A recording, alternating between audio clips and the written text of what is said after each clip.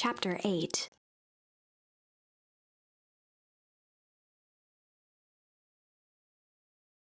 Comeuppance. Ears still ringing, Gran picked herself up off the ground.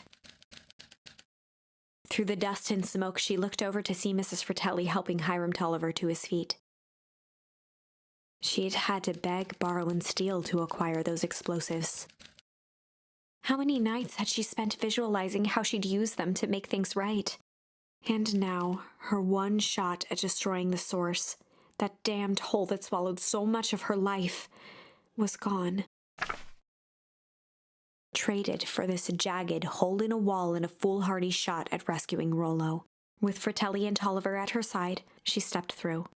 It was a strange feeling.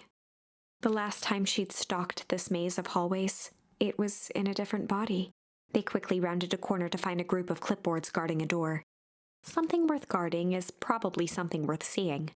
She leapt forward, brandishing her cane. If her last chance at vengeance for things lost was truly gone, she would just have to fight to keep what she still had.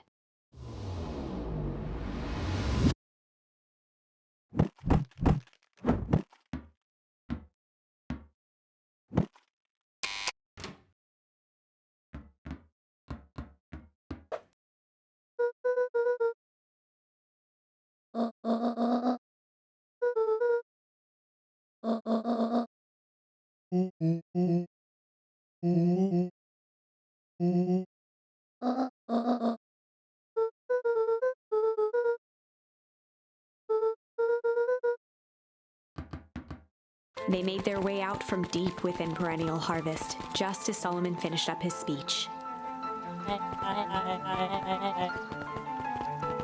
Solomon pulled a glass vial from his pocket. In one smooth motion, he downed its contents. A triumphant smile grew across Solomon's lips.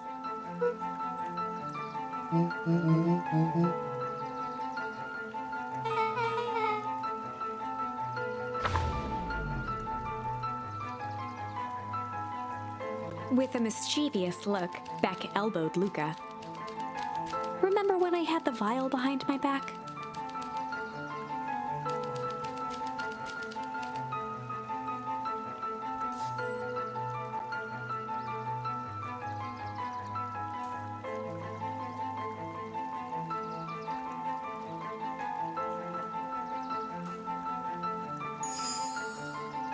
I might have tweaked his wonder potion with a little malice.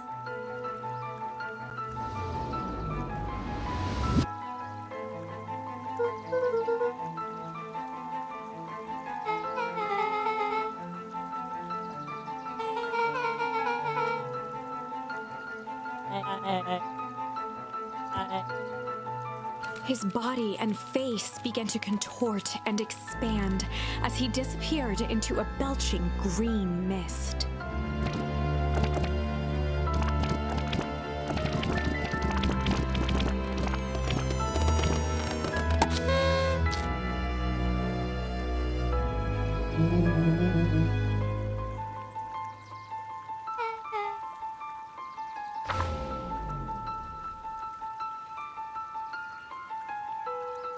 The crowd gazed in stunned silence at the now empty stage. The quiet was broken when William Kerr sprinted off stage and into the distance. He was never seen around Beacon Pines, or anywhere else for that matter, again.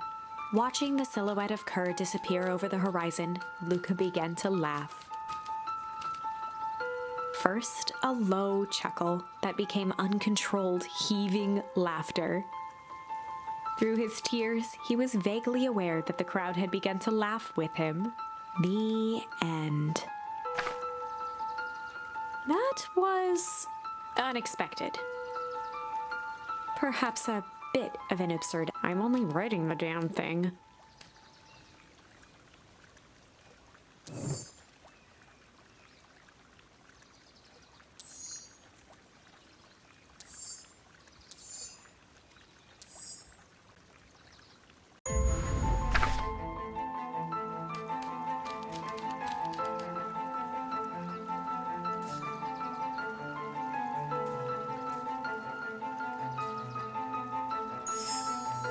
I might have tweaked his wonder potion with a little junk.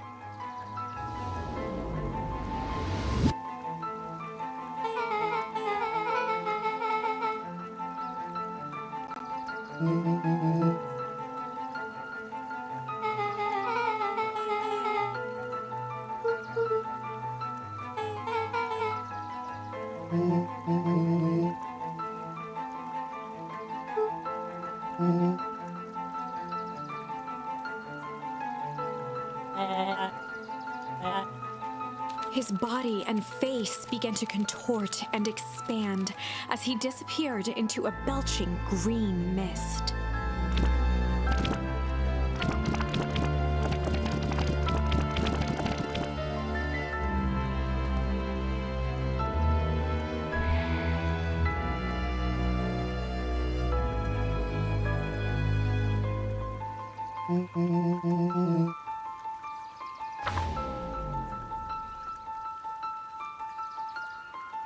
As the last of what was once Sharper Valentine wafted into the air, the crowd began to disperse, still numb from what they had just observed.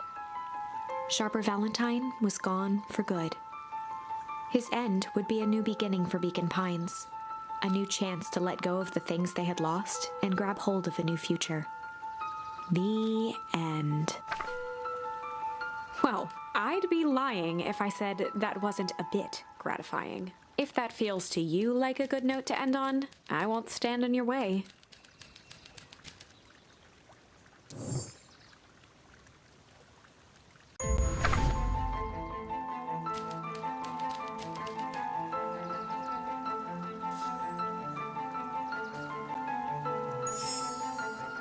I might have tweaked his wonder potion with a little change.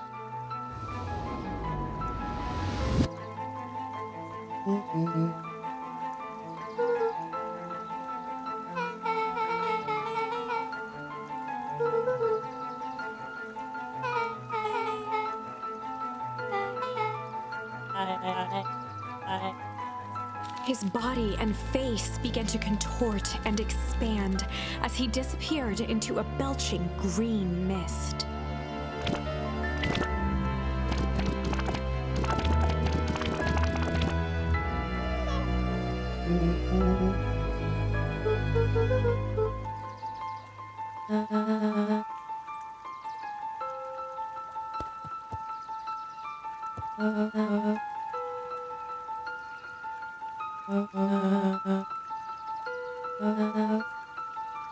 Eris awkwardly cradled the squirming child. She looked to her brother, her voice shaking with uncertainty.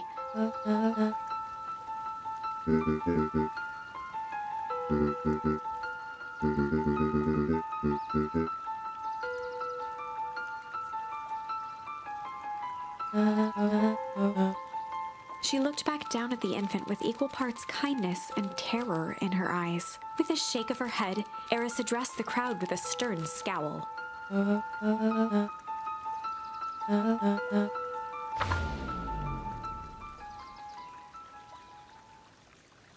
Epilogue. Beacon Pines' coldest summer on record came and went without much fanfare. Folks shared what they had and none were left wanting. The new school year was ushered in by the falling leaves of autumn. After everything Luca, Rollo, and Beck had been through, middle school was bearable. The chill of winter didn't seem to bother people much. They kindled a hope for a better future in their hearts. When spring arrived, farmers planted their crops with a sense of joy and optimism. And as the dawn of the first day of summer came again, its light slowly spread through the shallow valley. It crept over the town square, across the river, past the neglected welcome sign, and came to rest on a young boy sleeping at dawn. His mind at peace, knowing he is here for a reason.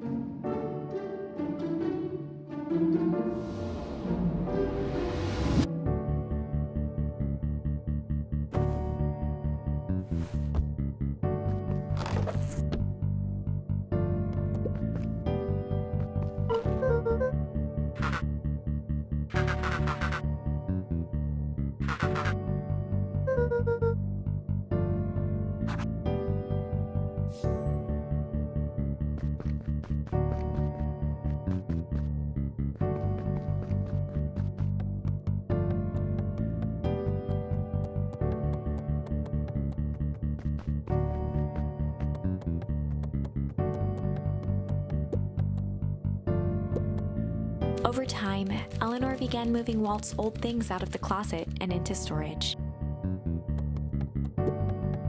Eleanor had moved back into her bedroom, and now that she wasn't sneaking out late, she even slept there most nights.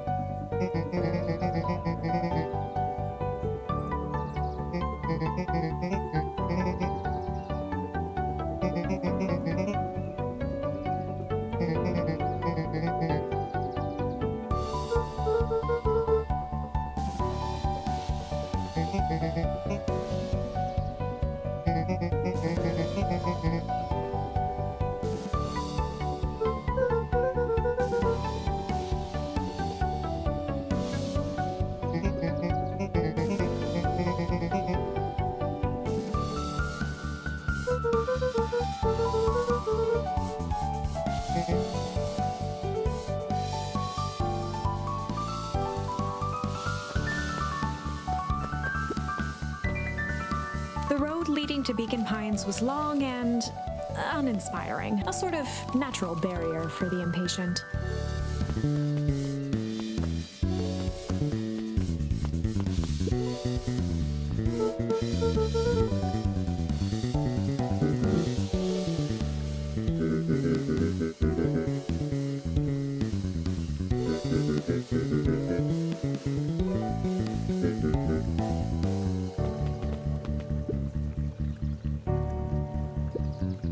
When Perennial Harvest collapsed, most of the clipboards skipped town. But some stuck around and dedicated themselves to making things right.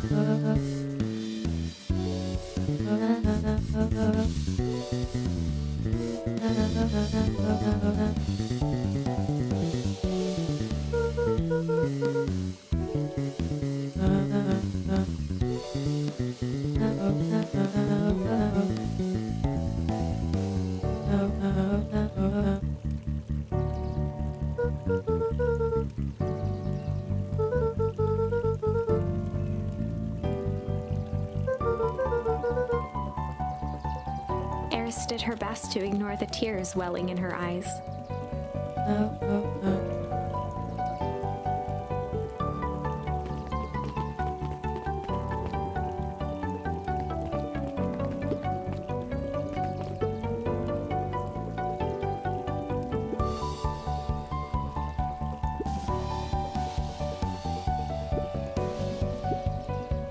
Closing her eyes, Miss Hatch took a deep, relaxing breath.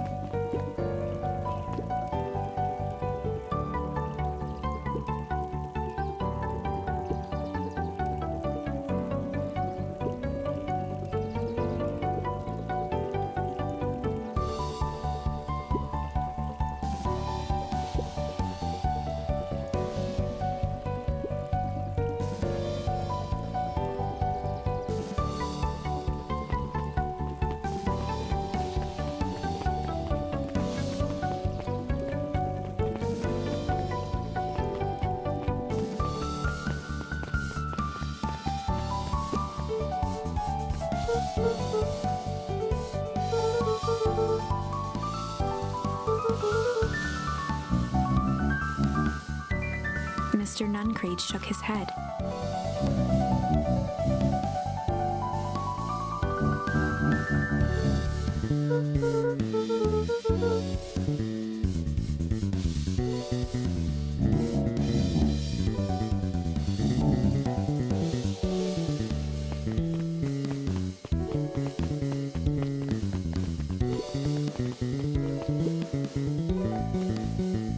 With perennial harvest gone, the transportation tubes were left unused.